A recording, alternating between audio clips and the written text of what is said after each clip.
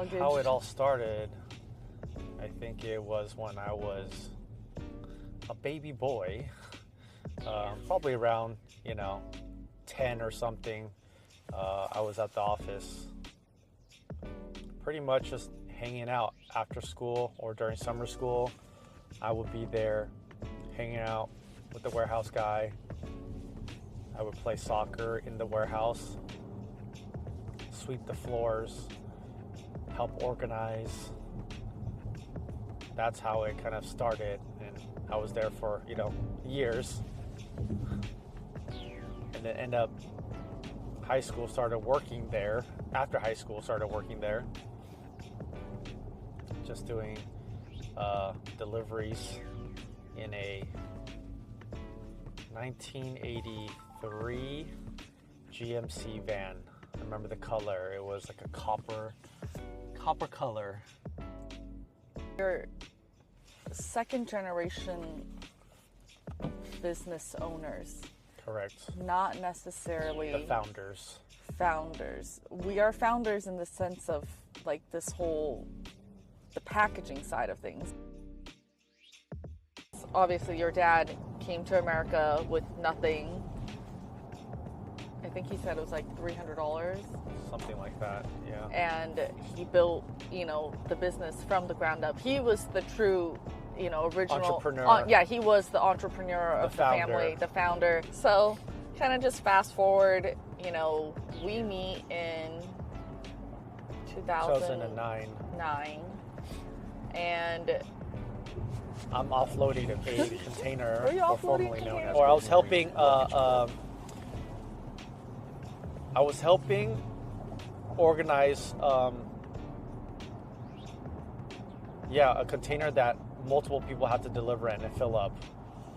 So the story is the not mini the story. The mini story. What happened is our dads are friends back in Taiwan since middle school.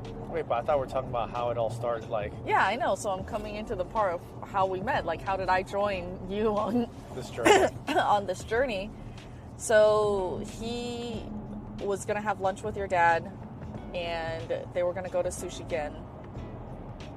And he asked if I wanted to go along, and then because I wanted to eat sushi, I said yes. So I went. So we met because of sushi, really.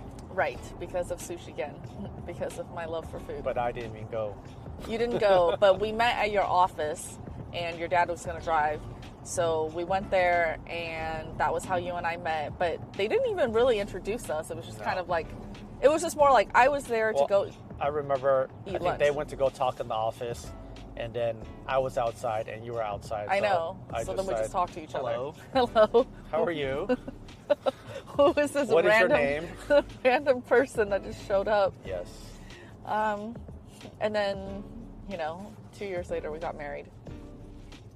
So it wasn't a setup. People always ask us that if it was a setup. Well, the start of the story always sounds like a setup. Yeah, but it was fate. Yes. Found you again. Forever. Anyways, so then shortly after we got married, I joined this family business. I guess also because our families knew each other, and because your parents' expectation was for you to take over the family business. So I think I knew about that, and it was just kind of like an unspoken thing that I would be there to help you along. Not that I had to. I don't think it was like, it was a requirement, but it was more like, obviously we were getting married, so, timing and everything. Just, I was going to support you and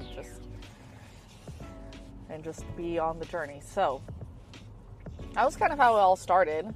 Then I started working there as well. I was just really learning business in general. At the time we were selling a little bit of packaging, stretch film and tape. And your dad started that side of the business because it was... That'll be another story. That's another story. But basically he had, you guys had to use the product itself. And then so he was just selling it to like your own like luggage customers. Correct. And I don't even know how it happened, but it was just kind of organically that maybe you said, or I definitely wasn't me, Said what? to like go out and pursue like new customers for packaging supplies. Yeah. Well, because we weren't going to sell luggage. And so Yeah, I don't really remember how it happened, but basically it was just, okay, we need to go out and start getting new customers. And I think at that time I didn't even understand, like, I didn't even know the concept of cold calling. We were just naive, but we knew we had a drive to just, okay, well, we have to flip the business. The luggage thing was dying out.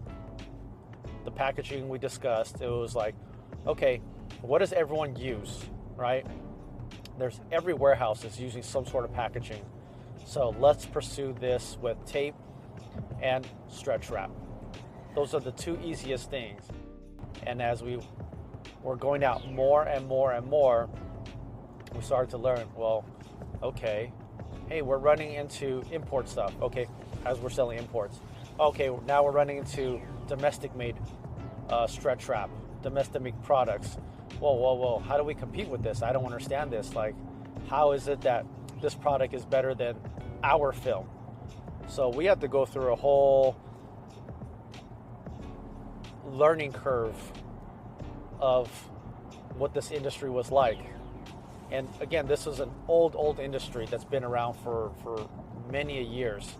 And us just stepping into it as newbies, we had to learn a lot. And where we learned was with the customers, because they gave us really the reasons of why this didn't work, or why this was better, or why that price was cheaper. They gave us all the answers. We just had to listen. I think I'm like really trying to think back to like what was that initial like first like step. Well, okay, I remember that. There was this one guy that I knew, and we were trying to get him to push film for us. And it was only imports. Right. He's like, you guys got to do domestic made. I remember his name. Well, actually, I don't remember his name anymore now. And at that time, I think it was Berry Film or some domestic made film.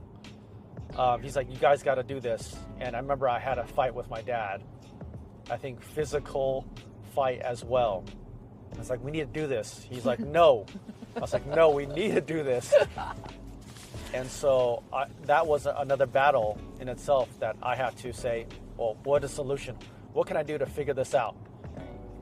And I think it was maybe we'll call it another year later, I had to come up with information. I had to understand it more. And I think that's how I came up with like numbers and say, hey, I think Amtop was our first domestic supplier. I had to give them information. Right. So then I don't remember that part. I think that was before I came. Yes, that was. So it probably was like another 2-3 years before, like from when you had the fight with your dad, because I didn't know about any of this back then. But I think it was your mom. Again, I had to listen to this, because if that was just said, oh, hey, you guys need to sell domestic products, like, okay, everyone, maybe somebody might have been, okay, yeah, whatever. Right. Like, why? I don't need to. This product is better, right? Yeah. I think that one account was IGC, International Glass Company. That was really that first turnaround. Okay, wait. So back up. A lot of people, when they think about starting a business, they're like, oh, we have to do a business plan. We have to do, like all of these fancy like metrics and things like that. We didn't know about any of that. I didn't know about any of that. I didn't understand any of those things. I think our only thing was, all I knew was your mom saying to us, oh, there were some lost, customers that we had lost that we were selling like stretch film and tape to, through this broker. And, maybe you guys can like try and go and get it back, like by showing up. I think back then we didn't know anything about cold calling, about calling people on the phone. Yeah, we didn't know about like, emailing, like to try and, I don't even think we really even understood the concept of sales, because in our in my No. mind, I wasn't a salesperson. I wasn't doing sales. I was trying to acquire this customer back, and we didn't think Right. that connected or correlated. right. We just said, you know what, this is what we have to do, right. and we just have to go out. But prior to that, no one, even before us, visited any customers. Right. The only time was really the trade shows that we went to where we got to see the customers in person. Well, I do remember your mom did follow-ups. Yes, She did follow-ups on the phone with the existing customers. Oh, by the way, it's time for you to reorder. So she was a true salesperson. So I think, that wasn't even really taught. It was just from me observing being her, around being this. around like for years, and then like, oh, okay. So then we just slowly started to do that as well. But I think you and I both, we weren't fond of calling people on the phone to do sales. I don't like calling to do sales back then. I think it was just easier for us to go out and like go face to face with customers. Right. And then I think a lot of times, like, people just don't answer the phone. And in the beginning, when you don't even understand sales, like that can be very discouraging. Yes. But when we showed up in person, people were Accepting. very welcoming. They were really nice. So I think we initially just kind of had fun doing that. And it was nice to like get out of the office every day. Yeah. I think that's like another thing that maybe something we didn't have that benefited us was entrepreneurs or founders have a lot of stress. We naively, and very fortunately, we didn't have any of that stress. Yeah. And even salespeople, right? They have numbers and quotas and things they had to meet. We didn't have any of that. We were just literally we didn't even really think of it like a job. It didn't really feel like we were working. We were just going out and talking to people. Well, I think for me, it was more, okay, how many can we get? Yeah. Let's keep going. It's like a game at that point. Okay, Right. cool. We got this one account. Yeah. All right, they can buy one pallet. Hey, we Right. got the other account. They can buy 2 pallets. Oh my God, that's like huge. Right. And it was just one after the other. It's just, all right, let's just keep adding them up. Right. Let's see how many. And I think And then we're more focused on adding accounts and then trying to maintain at the same time. I think, yeah, especially in the very early days, it wasn't even so much of, it definitely wasn't about numbers. It wasn't money. It was just, it was a learning experience. I think for me, that was what made it fun because inherently I'm not a salesperson. So I wasn't trying to go out and sell. I'm operations is in my blood. So going out there for me, it was just really interesting because I got to see all of these different businesses and how they operated. Right. Mm-hmm. And that was all I was really curious about. And our customers taught us that.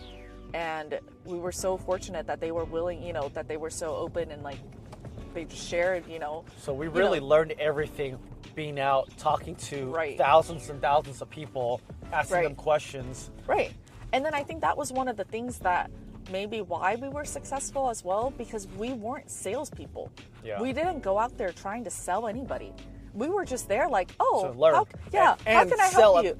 Indirectly. Right. It was almost like selling was a byproduct of what we were doing. We were going in there, we were taking an interest in the people that we were meeting and their business, and people were happy to share and happy to talk to us. And then it was almost like, oh, so what do you guys do? Oh, you want to buy something? Oh, yeah, we just sell stretch wrap. Don't worry about us. Yeah, we sell some stuff that you could use, I guess. So I think that's what happened, like really organically, and we just kept building on that. And it took time, 5-6 years to build a book of business, a sustainable book of business. We gained a lot of business. We had a lot of churn. It was really out for discovery of, what kind of accounts are we bringing in, and just trial and error. I think there's a lot of the trial and error part of building. We can see it's after the next episode. Yeah. Okay. See ya. See ya.